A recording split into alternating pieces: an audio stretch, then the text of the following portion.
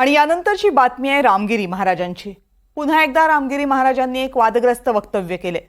वंदे मातरम हेच आपलं राष्ट्रगीत आहे असं विधान रामगिरी महाराजांनी केलं। रामगिरी महाराजांच्या विधानानं आता नव्या वादाची शक्यता आहे।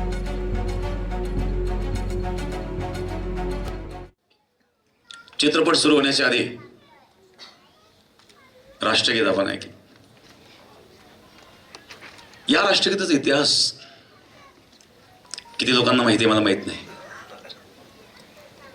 पण आज मी सत्य बोलून आपल्याला सांगतो, कदाचित तुम्हाला माहित नसेल। हे गीत 1911 मध्ये रवींद्रनाथ टागोर यांनी कलकत्त्याला गायलं। 1911 मध्ये देश स्वतंत्र नव्हता। रवींद्रनाथ टागोरांनी कलकत्त्याला गायलं, कोणासमोर गायले? जॉर्ज पंचम समोर गायलं।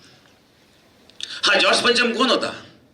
हा जॉर्ज पंचम ब्रिटिश राजा होता, जो भारतावर अन्याय करीत होता, अत्याचार करीत होता। त्याच्या समोर हे गीत गायलेलं आहे आणि त्याच्या समर्थनार्थ हे गीत गायलेलं आहे, राष्ट्राला संबोधून नाही। पुढे भविष्यामध्ये याचाही संघर्ष करावा लागेल, म्हणून खरं राष्ट्रगीत वंदे मातरम असलं पाहिजे। वंदे मातरम सुजलाम सुफलाम मलयज शीतलाम सस्यश्यामलाम मातरम, हे खरं राष्ट्रगीत आहे।